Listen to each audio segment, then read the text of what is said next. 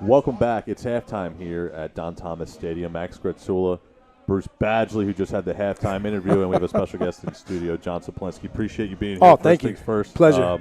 We appreciate you joining us here in the halftime report, obviously, up here in the broadcast booth.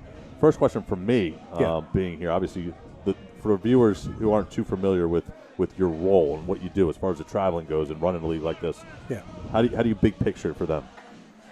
How do I big picture for them? How do you big picture for them? How do you say, hey, if a viewer comes on, they're like, hey, how do you make it as simple as possible? Because I know there's so much that goes into it behind the scenes, I'm sure. It's about the people you surround yourself with. Yeah. I got great owners in the league, and they've been around a long time, and, new teams came in, but everyone works together. It makes my life easier. Sure. It's a lot that goes into it, from scheduling to getting these guys organized to, just traveling out to these games, and, it's a lot of fun. Yeah, a lot of communication. A lot of communication every day, A lot of these guys, it's an open door league. Call me, text me, whatever. I like it. That's awesome. Yeah, obviously there's a lot of things that go on behind the scenes. Yeah. What's the most challenging part about, putting a league like this together week in, week out?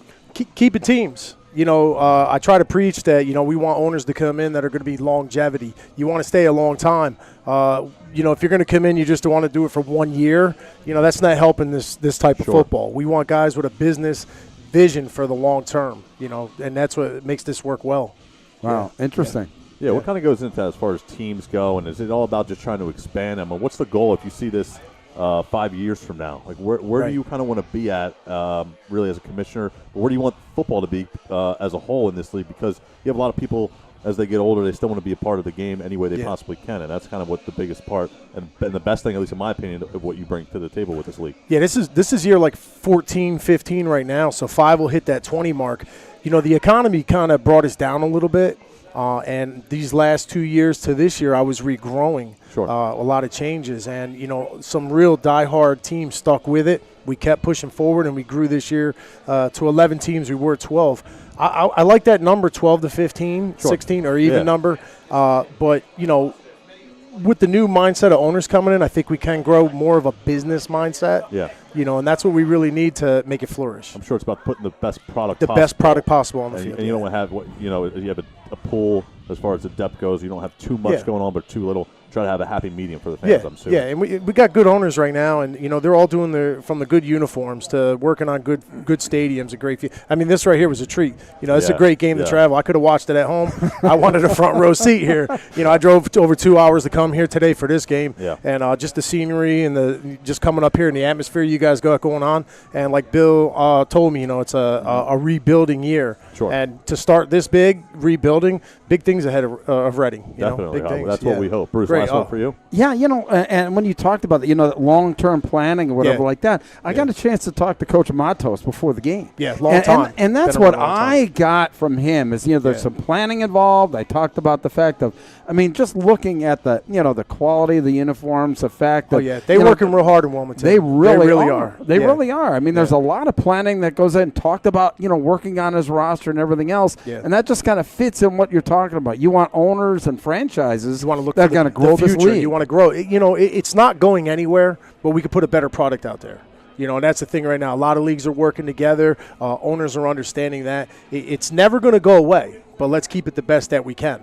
Is there any plan to, maybe, getting a couple of league champions together? Take it to the next step, this league against, or is that your playoff structure? We work with the ECFA, the East Coast Football Association down there. It's Greg Flip runs it. We played last year in Washington, D.C. Their champion, the Richmond, Virginia Savages, in D.C. versus the Cumberland County Bullies out of New Jersey, the NEFL champions. And we did come up the winners last year. We won the first Mafia Bowl and the Mid-Atlantic. We call it the Mafia Bowl because it's the Mid-Atlantic Football Association. A lot of things going on there today with the pushing and stuff. Talk about that. So Bowl 2 is after the season. So we got to talk to him, man. We got to get Brandon here, man. We got to these big bowl games here, these championship games. Yeah. We need to you need to keep us in the loop here because it's a great brand of football, and I think that it brings a little bit more community aspect in there too. Right. Families. I actually I mentioned to Bill as soon as I got here. I said, "You ever thought about hosting an All-Star game?" This is a great facility for this year's All-Star game. Yeah. It would be a great getting all the players to travel up this way if they didn't get to play the Raptors It's at not home. that far. No, it's under 2 hours for most of the teams. Hour and a half out of Wilmington, hour and a half out of Camden. So everyone's pretty not that far. I think that's the biggest thing, right? You don't want to have people getting on planes or traveling in like crazy bus rides or anything like that. 2 hours and under, you're doing good at this level. Yeah. Well, and a lot of it's families, watching their family members or whatever like that. Obviously, there's a broadcast involved, but having the ability to, for families to be involved in that, and you really see a lot here. I mean, a little bit chilly. It was 20 degrees warmer when I left Jersey. Yes, and I got here. I haven't wore a sweater in a long time. I remember when I did my first game here last year. It was cold. I think we've done 2 or 3 at least. I've been a part of, and every time it's been cold and there's been no sun. So hopefully that changes next time game we have. We'll see. But great atmosphere. It brought me back. I used to play up here back in the 90s in the NAFL. Okay. So that's kind of where the NAFL name came from. I was branded in that league as a player, and we used to come up here, play the Piranhas and other teams up this way, and the 96, 7, 8, and so. A lot of good memories up this way, so it's great to see this happening. What's the reasoning behind it? Because anybody can just say, hey, I want to start the own league, or my own league, I should say, or I grew up playing football. Like, what was it for you to say, I'm going to try this, and we'll see what happens? Because I knew I needed it when I was a young guy. Sure. The college thing didn't work out. I knew I needed it. I was a player for a long time, and then the bones and the knees, I had to walk away. I walked away for the right reasons. It was called, life changed. Yeah. And I took off 2 years, and I wanted to put a good product out there because I knew I needed it, and I know a lot of young men need it. So my first thing is getting guys in structure, getting guys off the street, getting guys into college if they wanted to go was the first outlook I had on the league. And it grew from there, but we're still trying. A lot of guys, we had 2 guys play professional football this week from the league. Our 2 That's MVPs, awesome. past MVPs played Friday and Saturday night in the Arena Football League. Wow. So, we got guys all over. And there's so many of these satellite leagues, and spring football is now so big. There's a major spring football league.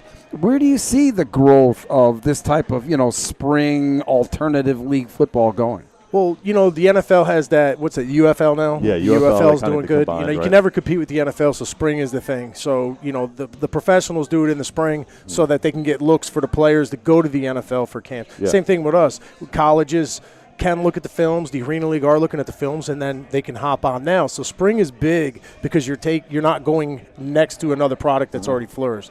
Yeah. So it's a good thing, spring. You're giving them the opportunity too. I mean, the players too. That's the biggest thing. Yeah. That's great. In this area, I mean, this would be Pennsylvania has always been an interest area. It's just been hard for us to get into spring. Sure. There's always been a flourished summer league. Right. And a respect that I have for other leagues and stuff. I never step on toes, That's but great. you want it. It's got to come to you, and the Raptors came. Yeah. So now it's an opportunity to possibly grow. I like it. It's closer games It's for hard the to not Raptors step too. on toes if you're a businessman too. That's right. No. Yeah, it's true. Well, hey, we appreciate you, John. Oh, I'm sorry. Yeah. That's Thank all you. right. Pleasure meeting Awesome. you. Oh, all right? absolutely. It's my pleasure. John, Bruce, I think my name is Max, right? Yeah, I think so. Last time I checked. We'll see you for second half action. Appreciate everybody joining us so far, and we'll have even more interviews as this game continues. Thanks. All right. Pleasure.